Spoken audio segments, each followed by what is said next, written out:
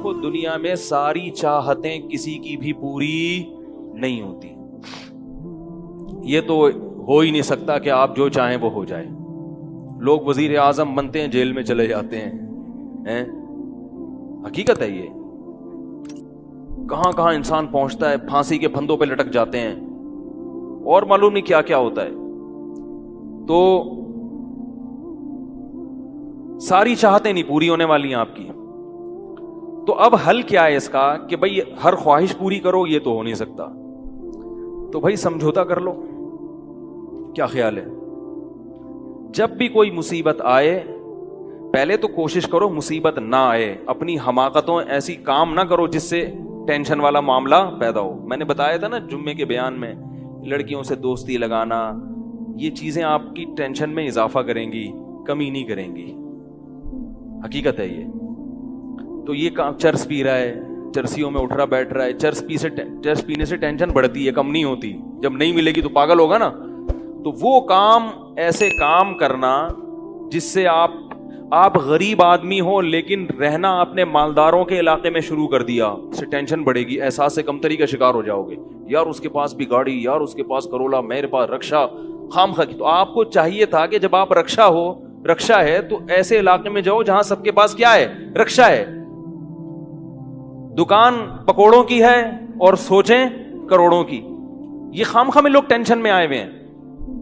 میں نے ڈیفنس کے لوگوں کو بھی ٹینشن میں دیکھا ہے. 1000 گز کا بنگلہ ہے, کروڑوں روپے کما رہے ہیں مگر ٹینشن میں. یہ میں ہوائی باتیں نہیں کر رہا. لوگ آتے ہیں کیوں ٹینشن میں کہ پڑوسی کے پاس اس سے بھی زیادہ ہے. تو یہ ٹینشنیں قدرت کی طرف سے نہیں ہیں, یہ آپ کی اپنی پالی ہوئی ہیں. تو نبی حدیث میں نبی صلی اللہ علیہ وسلم نے فرمایا دنیا میں ہمیشہ اپنے سے کمتر کو دیکھو.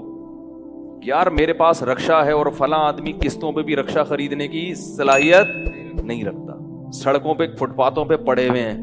3-4 دن پہلے صدر گیا میں تو دیکھا فٹ پاتھ پہ لوگ پڑے ہوئے ہیں. میں نے کہا یار یہ بھی لوگ ہیں, نہ گھر ہے نہ بال بچے. ایک کنوارے کا فون آیا, ایسے جیسے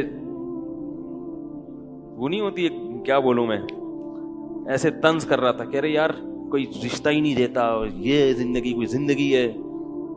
تو میں نے سوچا, میں نے کہا دیکھو وہ جو صدر میں فٹ پاتھ پہ پڑے ہوئے ہیں نا, ان کو کوئی دے گا رشتہ؟ میں نے کہا تمہیں ابا نے گھر میں رکھا ہوا ہے, روٹی پانی پنکھا سب مل رہا ہے, دعا کرتے ہیں اللہ کوئی انتظام کر دے. نہیں کر رہے تو ان لوگوں کو دیکھو جن کو روٹی پانی بھی نہیں مل رہا. تو اپنے سے کمتر کو دیکھا جائے دنیا کے معاملے میں, اس سے آپ احساس کمتری کا شکار نہیں ہوں گے. تو ٹینشن ختم کرنے کی ایک بہت بڑی ذریعہ یہ ہے کہ اگر پھر بھی کوئی مصیبت آ گئی تو تقدیر کا سوچا جائے کہ جو چیز مقدر میں ہے وہ ٹل نہیں سکتی. اور دنیا مسافر خانہ ہے, یہاں اگر ٹینشن ہے تو وہ بھی عارضی, یہاں کی خوشی بھی عارضی. ایک آدمی کے بچے بچھڑ گئے, طلاق ہوئی میاں بیوی میں, بیوی بچوں کو لے گئے فرار. اب وہ میرے پاس آیا, ایسے بیچارہ, ظاہر ہے بچے تو یاد آتے ہیں, ایسے اس کی حالت خراب, سٹریس. تو میں نے کہا کیس کرو عدالت میں. کہہ رہے عدالت میں کیس سے کوئی فائدہ نہیں ہے, نہیں ملیں گے بچے. بہت میں نے حل بتایا, یہ کر لو, تمام حل ناکام. میں نے کہا پھر یوں کرو. کیا کرو؟ مٹی ڈال. میں نے کہا ڈاکٹر عافیہ صدیقہ کا سوچو, وہ عورت ہے, جیل میں ہے, اپنے بچوں سے دور ہے, مزید اولاد بھی نہیں ہو سکتے اس کے. تو میں نے کہا تمہارا اگر تمہیں جیل میں ڈال دیا جائے نا ابھی, تو تم کہو گے چلو بچے نہ ملے لیکن جیل سے تو باہر آؤں, یہی سوچو گے نا. اس کا سوچو کہ وہ ایک عورت ذات ہے, کئی سالوں سے جیل کے اندر پڑی ہوئی ہے, اور عورت کے لیے بچوں سے جدائی وہ بہت زیادہ مشکل ہے. مرد تو برداشت کر لیتا ہے. تو میں نے کہا اب جو چیز بس میں نہیں ہے اس پہ غم کرنا فضول, مٹی ڈالو ایسے, اور شادی کرو اور مزید نئے بچے پیدا کرو. جب ادھر دوسری اولاد آئے گی تو ادھر سے ذہن آپ کا ہٹ جائے گا.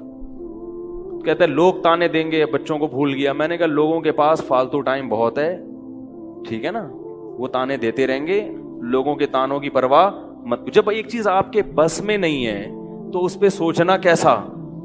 یہ بھی ایک بہت بڑا نسخہ ہے سکون کا کہ جو چیز آپ کے اختیار میں نہیں ہے اس کے بارے میں سوچنا بند کر دو. دیکھو نوح علیہ الصلوۃ والسلام اپنے بیٹے کی ساری زندگی تربیت کرتے رہے مگر وہ کافر نکلا. آخری وقت میں نوح علیہ السلام کو اپنے بیٹے پر کتنا پیار آیا کہ میری کشتی میں سوار ہو جا. بیٹا کہتا ہے سآوی الی جبل یعصمنی من الماء، میں پہاڑ پہ چڑھ جاؤں گا جو مجھے پانی سے بچا لے گا. پیغمبر کو اپنی اولاد سے بہت محبت ہوتی ہے، بہت زیادہ ہے. جیسے یعقوب علیہ السلام کو تھی نا اپنے بیٹے سے. کتنا درد ہوگا اس وقت نوح علیہ السلام کے دل میں، کیسے تڑپ رہے ہوں گے. لیکن بیٹا باز نہ آیا. وحال بینہم الموج فکان من المغرقین، ایک موج آئی اور اس کو غرق کر دیا. نوح علیہ السلام نے اللہ سے دعا مانگی ان ابنی من اہلی، اے اللہ میرا بیٹا میرے اہل و عیال میں سے ہے، تو نے تو وعدہ کیا تھا تو میرے اہل و عیال کا خیال کرے گا. اللہ نے کیا فرمایا انہ لیس من اہلک، یہ تیرے اہل میں سے نہیں ہے، اس کا عمل ٹھیک نہیں ہے. فلا تسألنی ما لیس لک بہ علم، دوبارہ یہ سوال مجھ سے مت کرنا. اب یہ نہیں کہ نوح علیہ السلام بیٹھ گئے اور یہ کیا ہو گیا اور اب سوچیں یہ تو بڑا ہے. بس نوح علیہ السلام نے فوراً استغفار کیا. اعوذ بک ان اسألک ما لیس لی بہ علم، اے اللہ میں تجھ سے پناہ مانگتا ہوں ایسی چیز کی، میں تجھ سے ایسا سوال کروں جس کی دلیل میرے پاس نہیں. بس بھول گئے. اب یہ تھوڑی کہ روتے رہیں بیٹھ کے، بھئی جو چیز بس میں نہیں ہے چھوڑ دو. تو ہم بہت ساری چیزوں کی ٹینشن لیتے ہیں جو ہمارے اختیار میں نہیں ہے.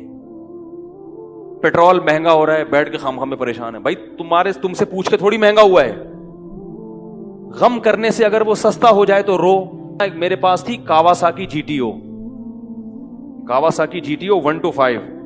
آپ کو پتا ہے کیا بائک تھی وہ؟ ہم نے بھی بڑے شوق پالے ہیں ایک زمانے میں. میں اس میں پیٹرول ٹھیک ٹھاک ڈلتا تھا. اب جب پیٹرول مہنگا ہوتا تو سب سے زیادہ متاثر میں ہوتا تھا اس سے. 50 والوں کو کچھ نہیں ہوتا تھا. تو میں ایک دفعہ پیٹرول پمپ گیا، میں نے پیٹرول ڈلوایا اس میں، تو اس نے کہا وہ 5 روپے پر لیٹر بڑھ گیا ہے.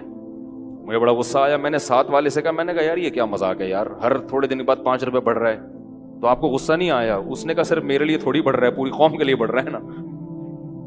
تو مجھے اس کی بات بڑی اچھی لگی.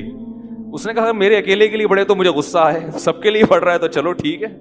اس دن کے بعد سے اب تک پیٹرول بڑھنے پر مجھے غصہ نہیں آیا. میں یہی کہتا ہوں یار مجھے ٹینشن لینے سے کیا ملے گا. 100 روپے لیٹر بڑھ جائے، زیادہ سے زیادہ یہ ہوگا، بہت زیادہ بڑھے گا تو گاڑی بیچ دو. بھائی نہیں ہمارے کنٹرول سے باہر ہو گئی ہے، گاڑی بیچ دو، دوبارہ آ جاؤ، ٹیکسی پہ آ جاؤ، پھر بھی ہے تو پھر رکشے پہ آ جاؤ، پھر چنچی پہ آ جاؤ، پھر پیدل ہو جاؤ. جو چیز اختیار میں نہیں ہے اس کی ٹینشن لینا حماقت ہے. بات آ رہی ہے سمجھ میں؟ اسی طرح یاد رکھو اولاد کی تربیت کا معاملہ ہے.